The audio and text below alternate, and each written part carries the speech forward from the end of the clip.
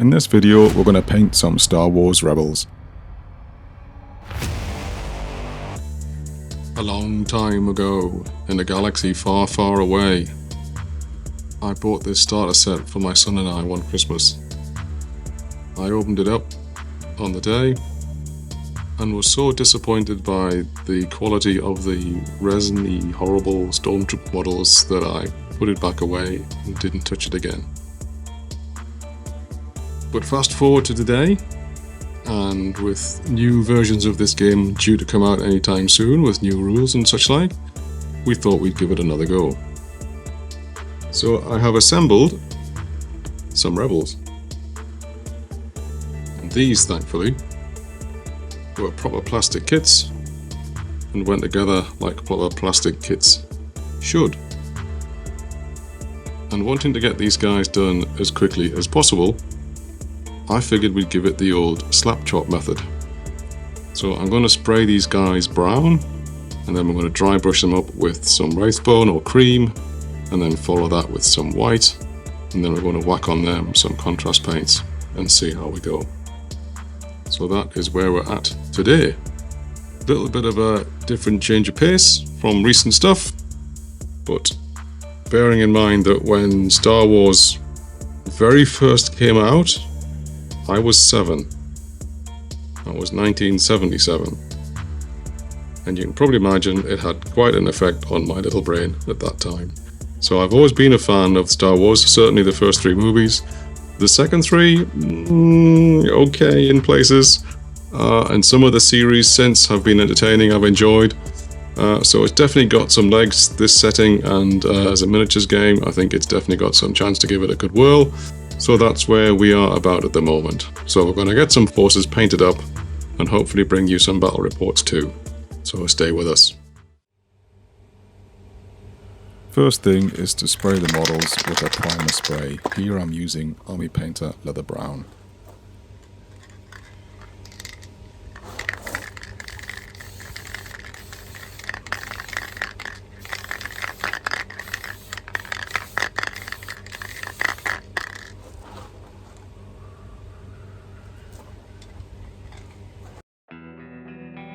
Once the base spray has dried, you can touch up any areas that the spray can has missed with the bottle of paint from Army Painter. It's a perfect match.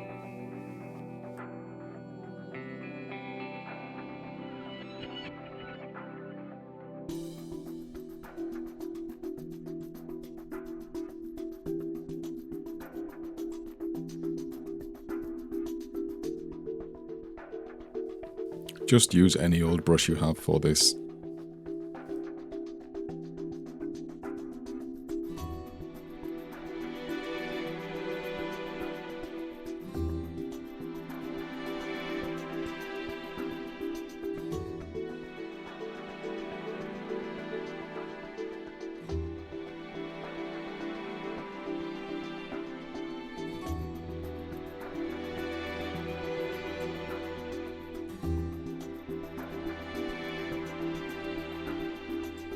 Once that's dry, the next thing to do is to dry brush the models with a cream colour. I'm using the Americana brand of acrylics, in this case bleached sand. It's very similar to Wraithbone. They're great value for the size of pot you get. You can get specific dry brushes for doing this, which make the process very easy. These are from Army Painter. And yes, the eagle-eyed amongst you will notice this is a different model. Typically enough, I dry brush the commander, and I'd forgotten to turn the video on. So I did another model, just to show you what I did.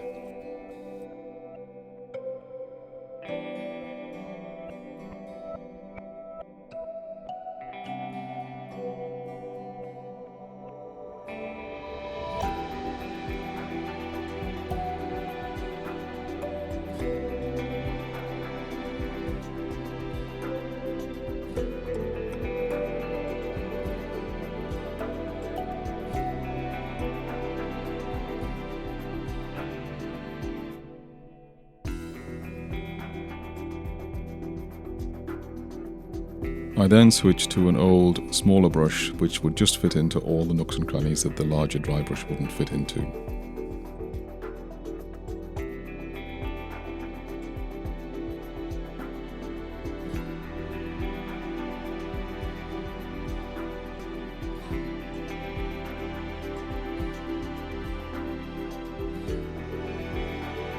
And then we repeat the process with white, but going with a lighter hand this time. We just want to catch the edges and outer areas of the model.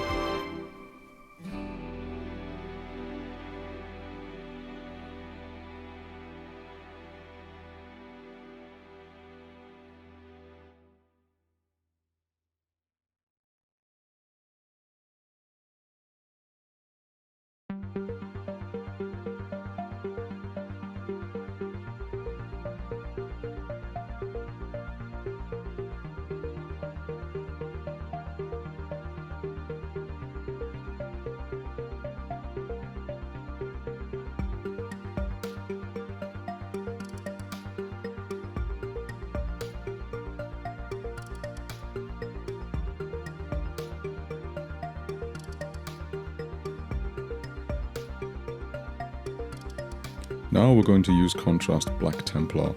Apologies for the dirty bottle and my dirty hand.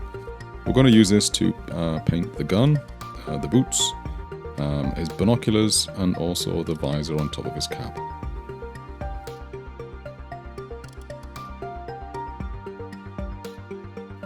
One of the interesting quirks of the contrast paints, since they're not really a paint, they're more like a kind of a coloured glaze, and they stain the colour underneath them. If you paint the dark colours first and then tidy those up, when you come to paint lighter colours next, if the lighter colours go over the darker colours, you just don't see them. So it's actually a little bit of a faster way of getting these models done. If you do the dark colours first and then the lighter colours last, it can speed the process up a little bit.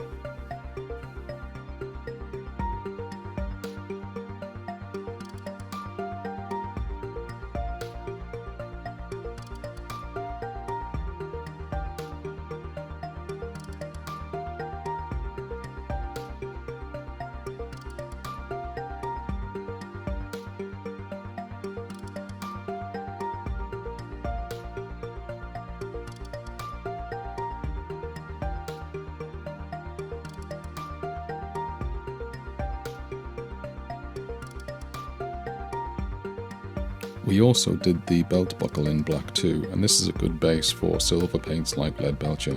This is just going to make that buckle stand out a bit better. And we're also going to pick out the metal rim of the goggles.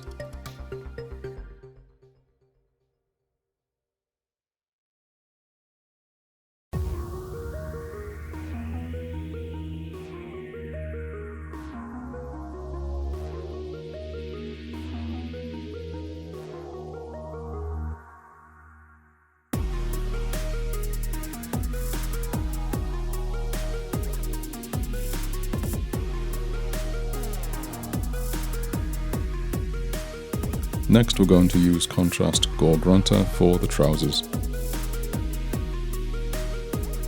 When it comes to the clothing colours of these rebels, I don't really see them wearing a uniform as such, in the sense that they're all wearing the same uniform. My view of them being a rebel force is they're probably a ragtag bunch of people from different planets and systems who have come together with whatever gear they had, and consequently they're not all going to look the same. So I'm painting them up in a random selection of colours, varying the colours and placement from model to model.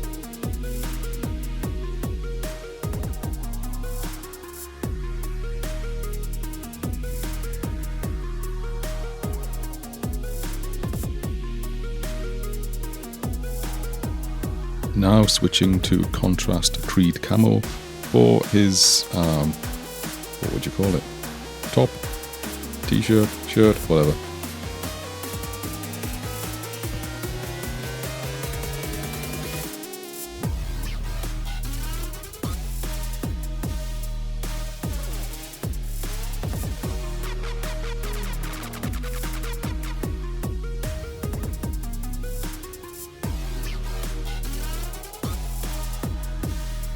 And now switching to contrast Agros Tunes, we're going to do his anklets in these, and with this being a lighter yellow colour, we can not worry about getting it on the brown above or the black below.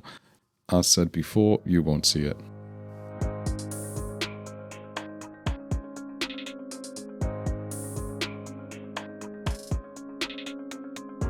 And I'm going to use the same colour on his backpack.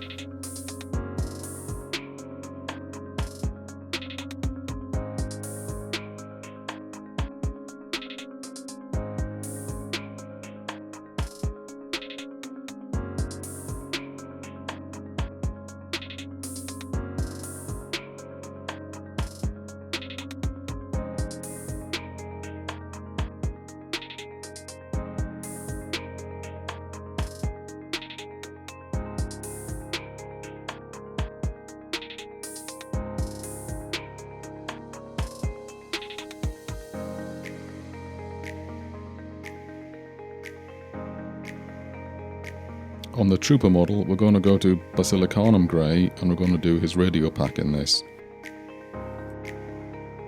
At least I think it's a radio pack.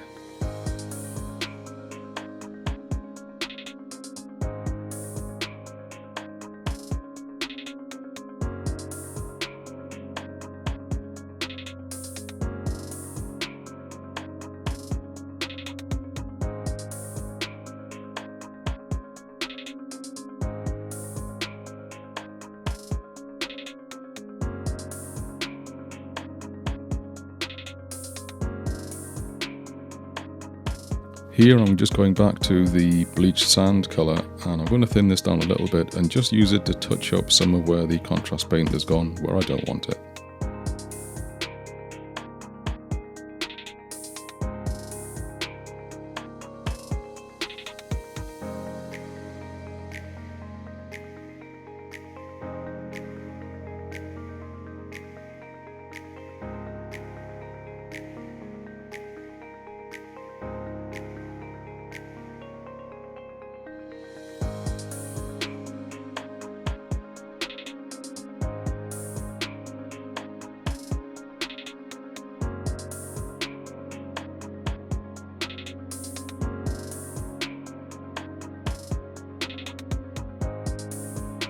I'm now going to use Cygor Brown to pick out his belt strap and bandolier.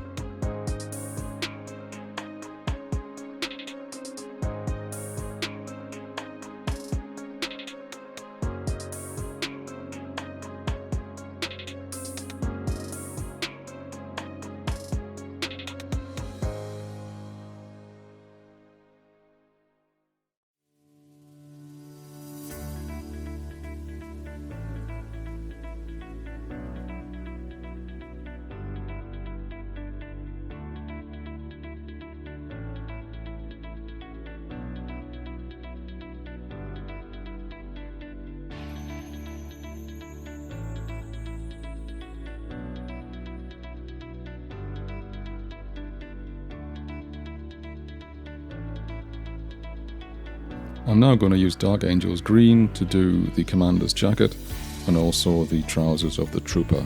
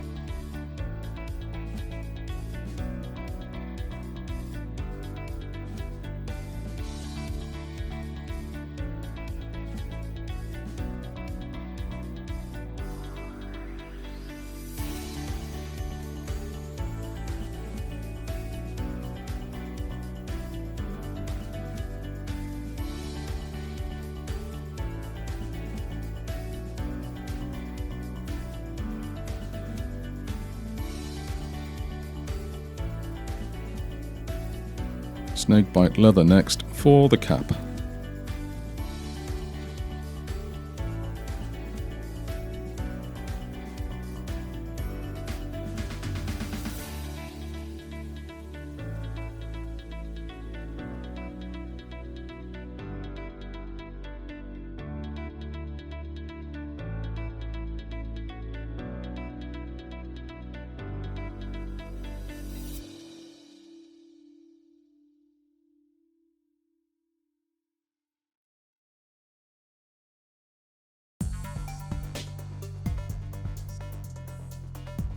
Militarum green now for the pouches on the trooper's belt.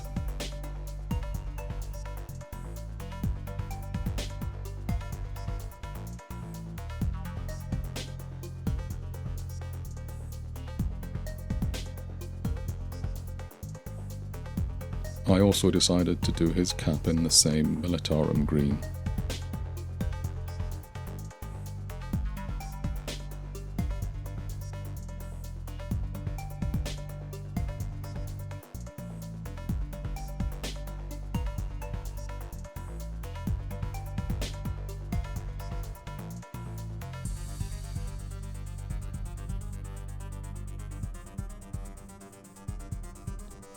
Switching to Wildwood now for the cap strap.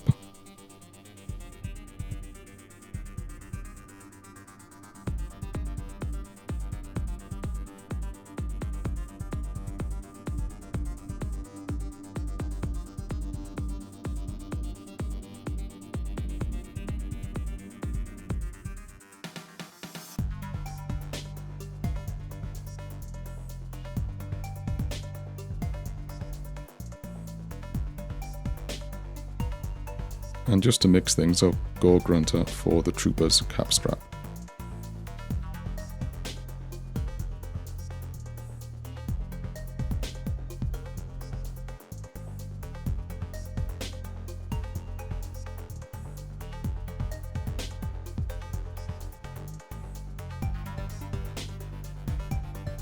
Going back to Cygor Brown for the trooper's gloves.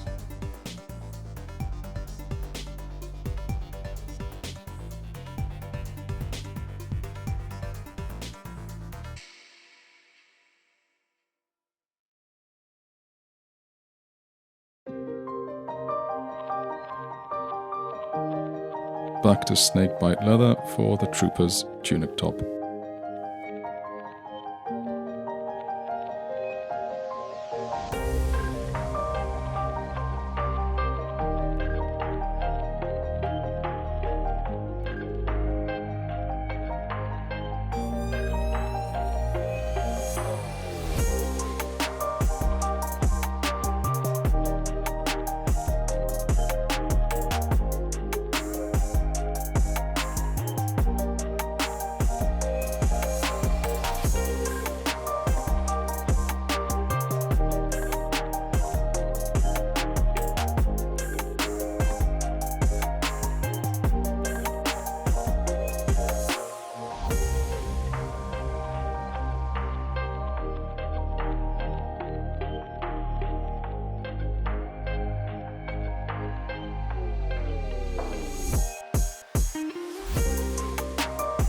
And then Rattling Grime for his shirt sleeves.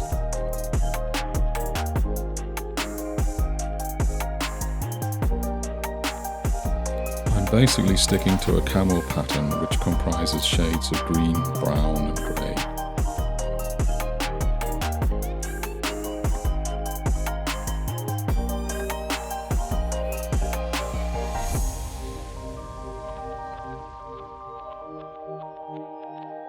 Now that all the main colours are done, I'll pick out the flesh in Gulliman Flesh.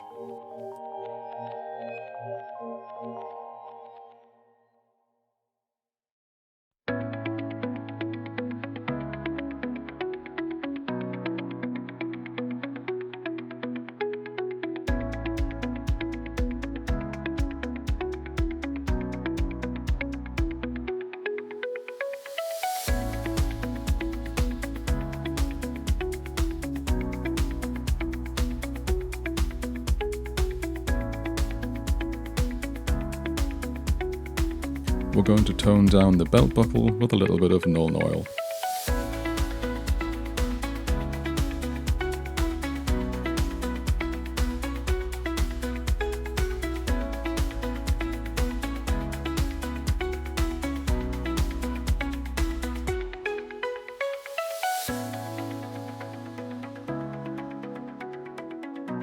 And back to Cygor Brown to pick out their beards and mustaches.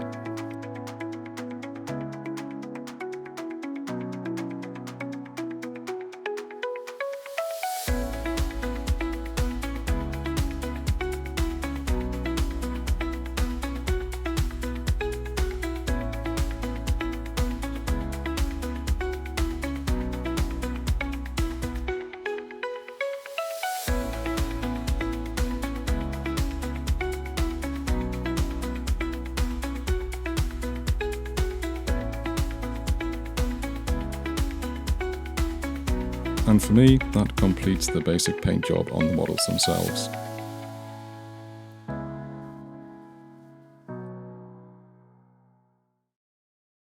I'm now just going to tidy up the base with some Rhinox hide.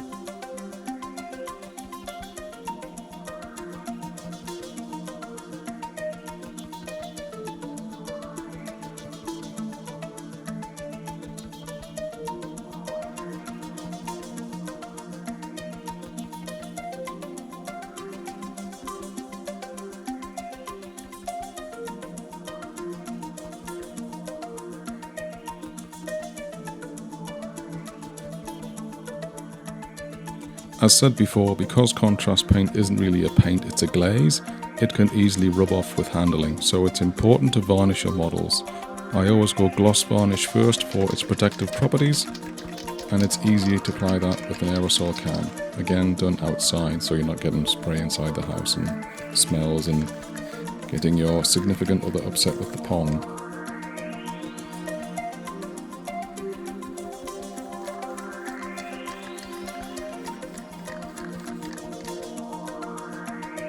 And invert the can and give it a blast to clear the nozzle. And because I don't want my models to look glossy, I'm now going to give them a coat of matte varnish. Now you can get this in an aerosol can as well. I've just had hit and miss experience with different brands of aerosol matte spray. Sometimes it works great, other times it still dries shiny. It can be down to environmental effects, I think, temperature, humidity and such like, so safe bet for me, I tend to brush on a matte varnish. When brushing it on like this, you just want looking for an even coat. Cover the whole model obviously, but don't let it pool anywhere. Keep moving the varnish around so there's no pools of it sitting on the model anywhere.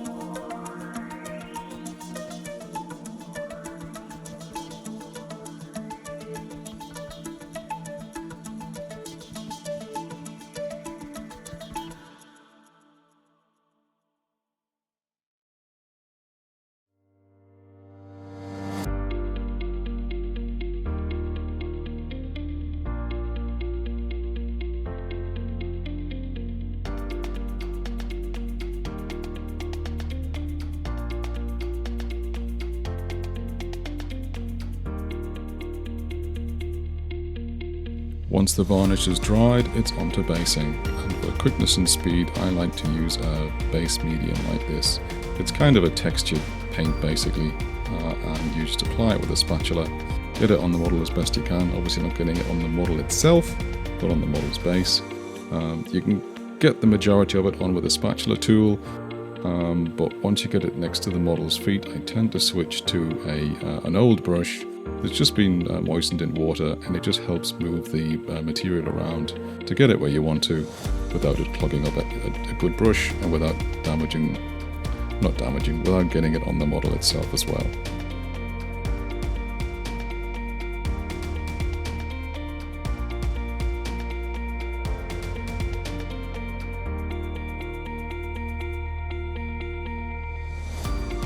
This material does take a little while to dry, so I usually leave the model overnight at this stage.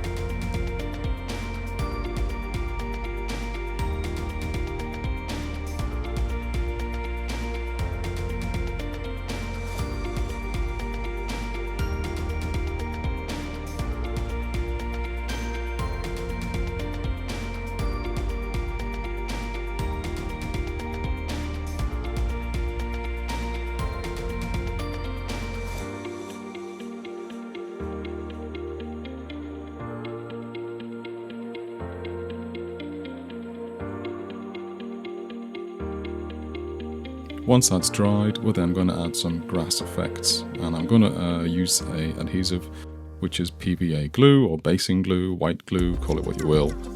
Just thin it down with a little bit of water, roughly 50-50 kind of concentration, maybe a bit thicker. Give it a mix up and then apply it in spots around the base. I don't want to cover the entire soil base, I want some of that to show through, just for contrast and interest. Just dot it around, and then we're going to whack on that some of my homemade mixture, well not homemade, home blended shall we say, mixture of various basing grasses. These can come in static grass forms or fine sponge flocks and other materials. I tend to get a selection of these, mix them up in a tub, and you get a blended, interesting mix of grassy-like effects. Just be careful with this stuff a little bit. It's very fibrous in nature. If you get it in your eyes, if you blow on it or something, it goes everywhere. And getting this in your eyes, it's pretty sore. So just have a care with it and how you handle it.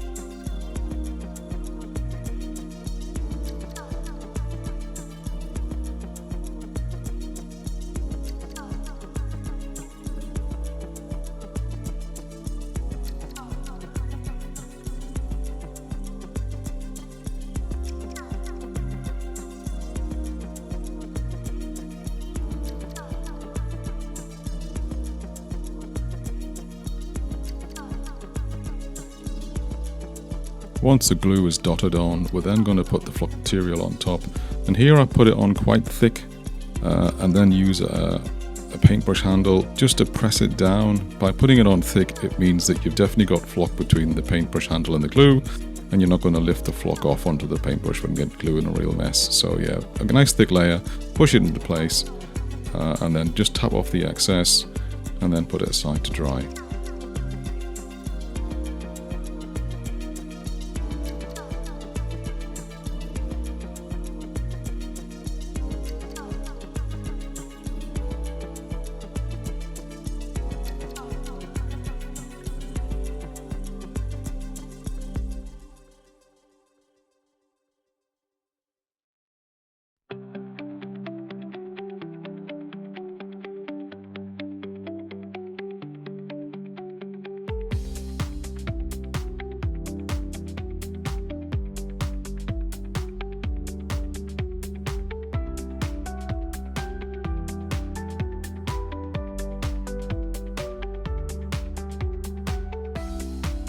Once that's dry, brush off the excess with a big soft brush. I think this is an old makeup brush that the missus stopped using and gave to me for my hobby purposes. Works very well.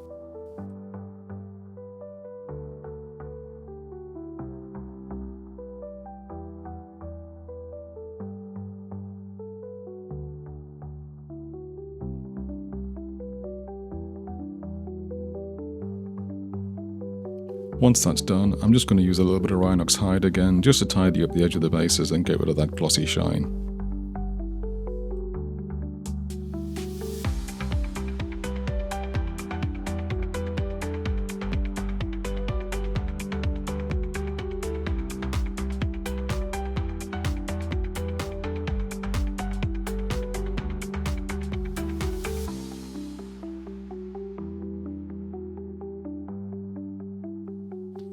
just to finish off these models and add a bit more decorative flair. And because my theme for these models is probably going to be somewhere like the forests and jungles of the Ewok moon, I'm going to add some tufts and some bushes and things to them. Again, I'm going to use a thinned down PVA basing glue, and I'm going to use some shrubs and tufts from Gamer's Grass. Now these do come as like a little peelable item. I think they do have some kind of adhesive on them already. I just prefer to add a bit more extra glue just to make sure they stay on place.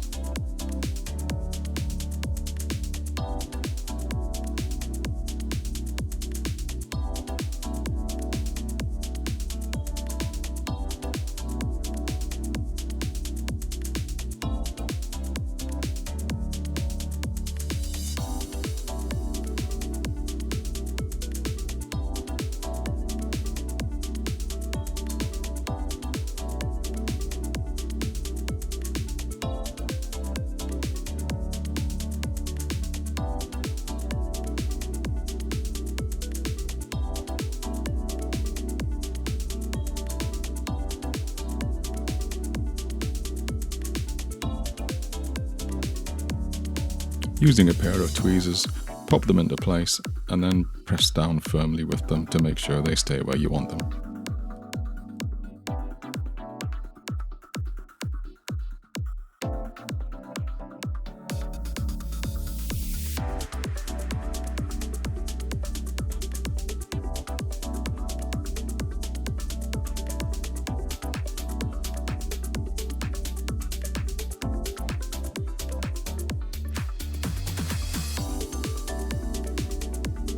I put the bigger shrubs on first and then add the tufts later into the areas that are remaining on the model space.